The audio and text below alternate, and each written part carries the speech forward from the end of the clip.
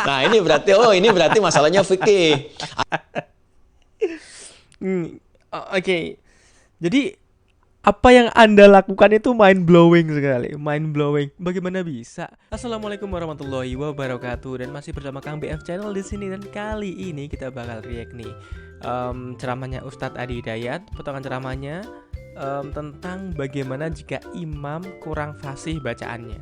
Hmm, ini nih kadang-kadang kan kita kalau di mall kayak kalau di pom bensin kita kan kadang-kadang kan ya imamnya monggo monggo silahkan, akhirnya kita tahu bahwa imamnya nggak fasih. Tapi kira-kira apa jawaban Ustadz Adi Hidayat?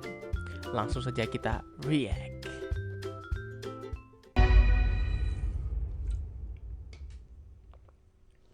Muhammad Nur Sanam.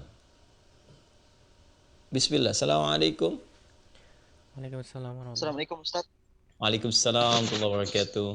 Oh, ini tanya Eh, jawab ya. apakah kalau si belakang imam ya yang kurang bagus dalam mengucap makhraj dan tajwid hurufnya, Oke. apakah perlu salat lagi dan Baik, bagaimana kita kasih tahu dia dengan cara yang bagus Ustaz? baik. Nah, oke. Yang pertama Kalau saya dia ingin imam di masjid di sini mau diberitahu juga kayaknya takut dia tersinggung. Eh, Bagaimana salat sini juga tidak seperti, karena di sini juga dia seperti wariskan dan di sini juga kurang Ustadz menyampaikan fikih imam gitu. Apakah sholat di belakang imam seperti itu tetap sah baik. dan bagaimana cara menyampaikannya Ustadz? Baik, saya akan ulangi Oke. pertanyaan Anda supaya saya tidak keliru menangkap apa yang Anda sampaikan. Ya, saya ingin memastikan terlebih dahulu. Apa yang Anda tanyakan adalah Masya Allah. Jadi harus dikonfirmasi dulu pertanyaannya jika Ustadz Adi Hidayat tuh nggak jelas kemudian dikonfirmasi dulu. Ini benar-benar luar biasa. Daripada nanti jawabnya keliru, fikihnya keliru, lebih baik dikonfirmasi dulu. Masya Allah. Lanjut. bagaimana kalau ada kondisi sholat di belakang satu imam, kondisinya menjadi makmum, sedangkan imam itu tidak fasih ya dalam membacakan ayat-ayat Al-Quran seperti makhrajnya misalnya tidak tepat, ya kan? Dan kondisi-kondisi lain. Pertanyaan pertama Anda, apakah sah sholat yang ditunaikan atau ada kewajiban untuk mengulang? Itu satu. Yang kedua, Oke. kemudian bagaimana cara untuk memperbaiki kondisi itu? Apakah itu yang Anda tanyakan? Ya Ustadz. Baik, Ah ya, saya oke. akan batasi Oke, pada oke, apa oke. yang Anda utarakan. Oke, jadi udah clear ya ini pertanyaannya ya. Pertanyaan yang sudah clear dan akan dijawab oleh Ustadz Adi Hidayat. Baik, baik. Yang pertama, jika kita mendapati kondisi demikian, maka idealnya begini. Saya ingin sampaikan kondisi ideal supaya memahami fikih imam terlebih dahulu. Seseorang ditetapkan atau diangkat atau dipersilahkan menjadi imam ketika diketahui ya dan dipastikan bahwa syarat-syarat menjadi imam itu terpenuhi. Oke, Apa di ya. antara syarat-syaratnya? Pertama, memahami fikih salat. Ya, jelas karena imam itu pemimpin dari sholat. Kalau nggak paham apa yang dikerjakan, bagaimana bisa memimpin? Ya kan? Itu memahami fikih sholat. Yang kedua adalah bagus ya dalam bacaan-bacaan yang dia bacakan.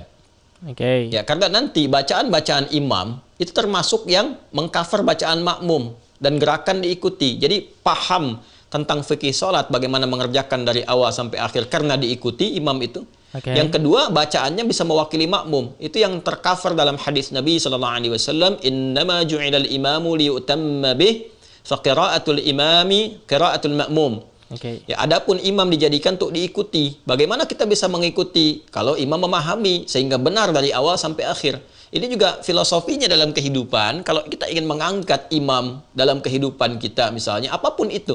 Ya, baik itu di keluarga dan sebagainya, harus paham dulu tentang kewajiban-kewajiban yang melekat kepada imam itu sehingga kita bisa mengikuti yang benar, pastikan yang benar. Anda profesinya guru Oke, misalnya, oke, itu oke, imam oke. bagi murid-muridnya, wali bagi mereka. Maka Ya. jangan memberikan contoh yang tidak baik, pelajari bagaimana menjadi guru yang baik supaya murid-murid menjadi baik. Oke. Masalahnya sekarang adalah kalau kita ada di mall, kalau kita ada di pom bensin atau tempat-tempat lain, tempat-tempat yang ada di pinggir jalan, terus kemudian nggak ada imam yang tetap di situ. Maksudnya kita kan ketika perjalanan kan kadang-kadang kan nggak pas waktu duhur nggak pas waktu duhur, waktu isya nggak pas waktu isya. Dan di situ ada banyak orang, tiba-tiba ada yang maju terus bacaannya jelek. Terus gimana? Itu yang harus kita pikirkan. Semoga bisa terjawab pada video ini. Ya, suami imam bagi istri dan anak-anak di keluarga. Maka pelajari bagaimana fikih rumah tangga dengan benar, sehingga nanti keluarga tidak mencontoh yang salah. Ya, ke atasnya lebih besar lagi. Nanti kata Nabi, kalau salah memilih fantadhir sa'ah.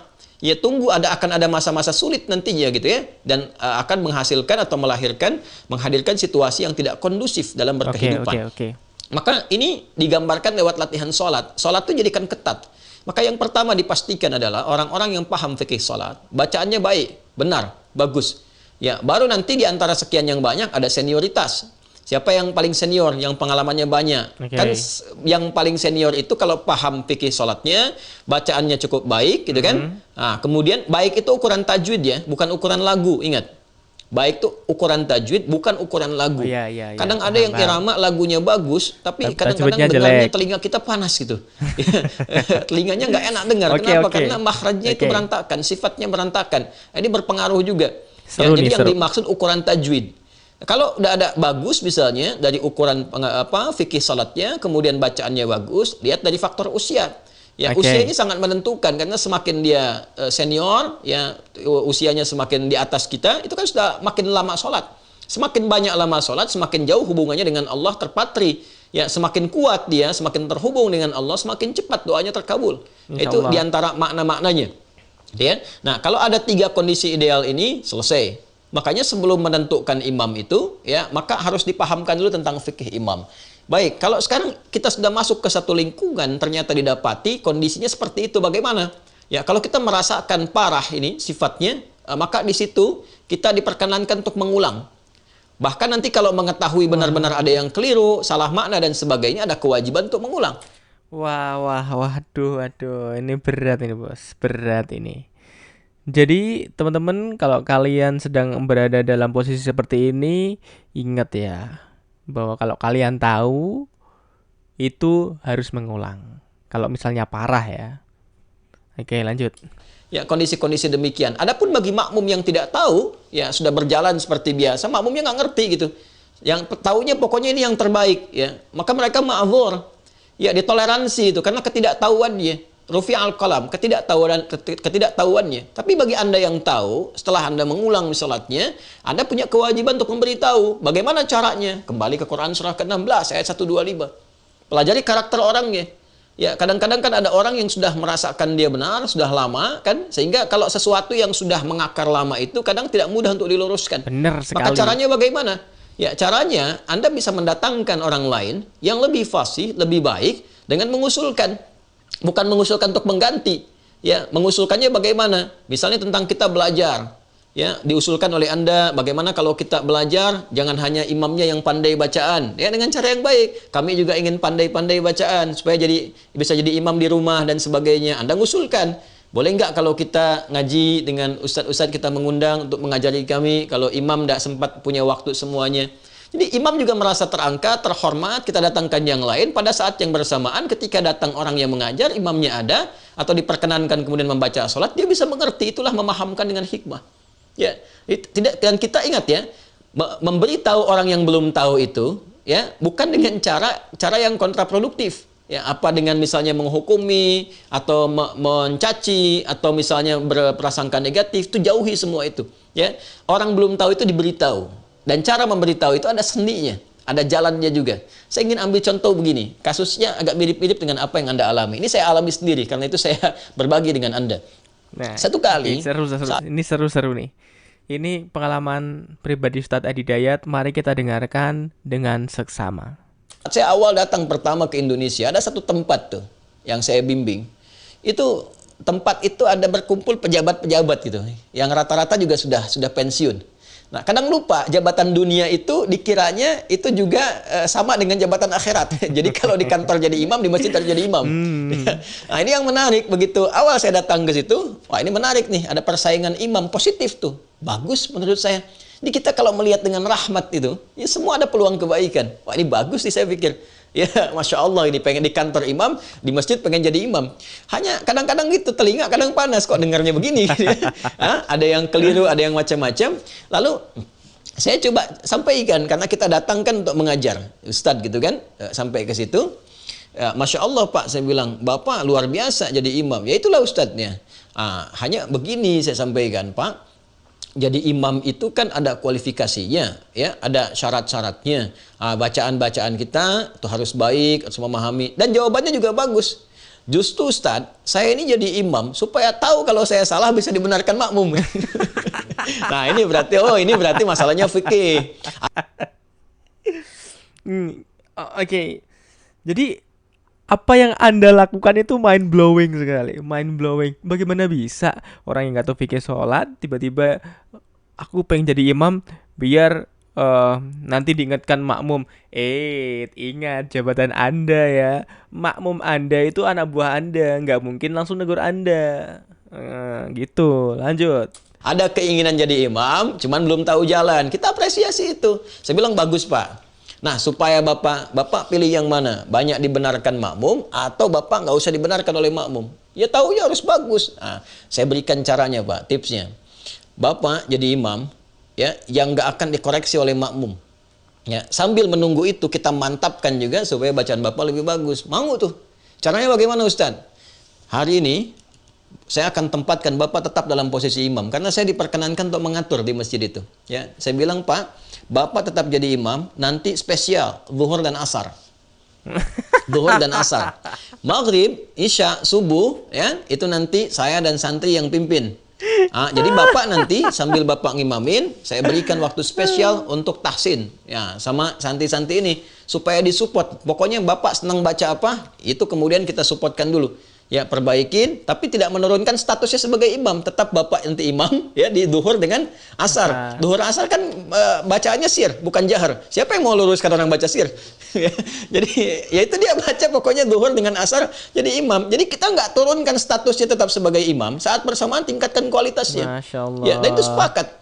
Dan Masya Allah apa yang terjadi? Tetap ngimamin. Pokoknya saya bilang sama Santi, duhur asar, yang ngimamin tetap bapak-bapak ini.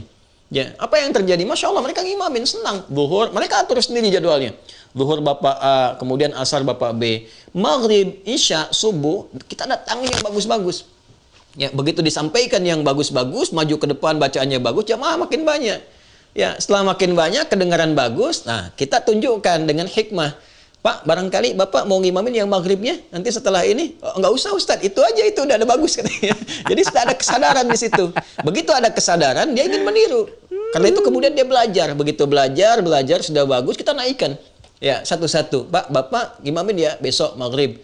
Ya, cuman kita nanti ngimamin tempat lain dulu, tapi santri kita minta untuk pantau. Setelah terdengar, itu Masya Allah. Ya, mau tanya kembali. Ya, awalnya enggak Ustaz, enggak Bapak sudah bagus, naik dulu. Begitu sudah naik, sudah bagus, tanya ke santri bagaimana. Kita tanya bagaimana hasilnya, bagus, baik. Kita supportkan. Dan Masya Allah, sejak saya itu semakin semangat, bisa ngimamin di tempat lain. Itulah hikmah. Ya, jadi tidak harus kemudian kita langsung simpulkan, kita hukumi. Kita datang dengan hikmah, dengan ainur rahmah. Ya, maka datangkan dulu orang lain untuk mengajarkan baik-baik, kemudian di situ minta izin kepada imam tadi, ya apresiasi dulu, doakan, minta kepada Allah mudah-mudahan Bapak berkah, semoga disehatkan baik. Saya juga ingin seperti Bapak bisa meneruskan jadi imam dan sebagainya. Boleh enggak? Ya, saya misalnya belajar di sini dengan jamaah. Kalau Bapak enggak sempat, ada ustadz-ustadz lain yang mungkin Bapak referensikan, ngajar dia. Nanti dari situ menyimak, diberi kesempatan untuk ngimamin pelan-pelan untuk melembutkan hatinya. Ya, di kesempatan demikian, insya Allah Allah akan berikan jalan kebaikan-kebaikan. Wallahu ta'ala a'lam bissawab. Masya Allah, ya Allah. Caranya itu halus, lembut, penuh hikmah, luar biasa. Kalau ada waktu saya juga boleh boleh diajarin bagaimana caranya biar nada suaranya itu bagus, kemudian bagaimana tajwid yang bagus. Saya benar-benar tersentuh dengan apa yang Ustadz katakan. Tapi ingat ya teman-teman, buat kalian yang apabila kalian ada di mall, di pom bensin dan lain-lain, kalau kalian nggak bisa nggak tahu fikih sholat, nggak tahu bacaan sholat, bacaannya masih amburadul, jangan pernah sekali-kali kalian tiba-tiba maju, aku aja deh, dengan sombongnya. Tidak, jangan sampai seperti itu, karena tanggung jawab imam itu sangat besar, apalagi kalau makmumnya banyak. Nah, itu lebih banyak lagi tanggung jawabnya. Baiklah, terima kasih Ustadz Adi Hidayat atas apa yang disampaikan. Terima kasih juga buat kalian yang udah nonton. Sampai jumpa pada video reaction berikutnya dan bye-bye.